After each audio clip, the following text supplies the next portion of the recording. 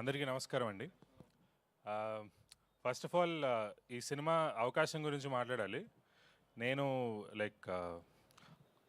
వెళ్ళిన ప్రతి ఆడిషన్కి ఒక ఎక్సెల్ షీట్ మెయింటైన్ చేసేవాడిని అండి. 2024 వరకు ఆల్మోస్ట్ ఒక 137 ఫిలిమ్స్ ఉన్నాయి దాంట్లో. బట్ కన్వర్ట్ అయింది 5 to 6 ఫిలిమ్సే.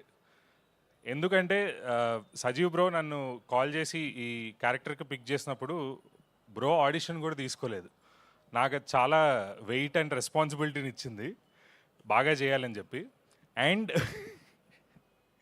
నిజంగానే ట్రూ, మనకి సినిమా తీసేటప్పుడు ఫస్ట్ షాట్ దేవుడికి పెడతారు కదన్నా.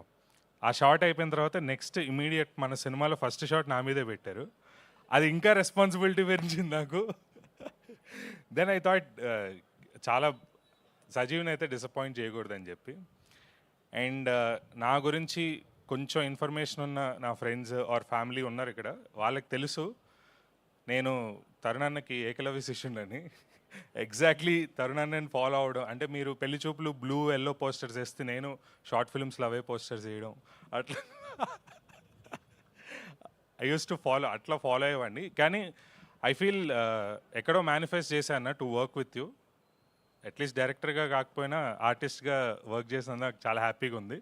అండ్ ఫర్దర్గా డైరెక్షన్లో చేయాలని కూడా అనుకుంటున్నాను నేను.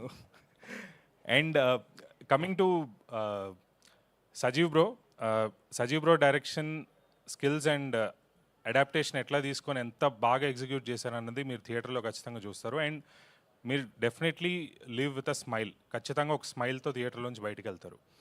And thank you for all the guests here, the ENE gang and also Darshi అన్న. రీసెంట్గా మేము కూడా ఒక కల్ట్ డెలివరీ చేసాం, జిగ్రీస్ అని. సో కొలాబరేట్ అవుదాం అన్న, ఈఎన్ఈ 2 cross జిగ్రీస్. Thank you everyone for coming. And ఈ ఫిలింలో నాకు స్లైటెస్ట్ ఆఫ్ ది అప్రిసియేషన్ ఏదో వచ్చినా సరే, that appreciation I dedicate to 3 beautiful women, my mom, my wife and my daughter. వాళ్ళ ముగ్గురికి డెడికేట్ చేస్తాను. Thank you so much. Yes, Bindu గారు ప్లీజ్.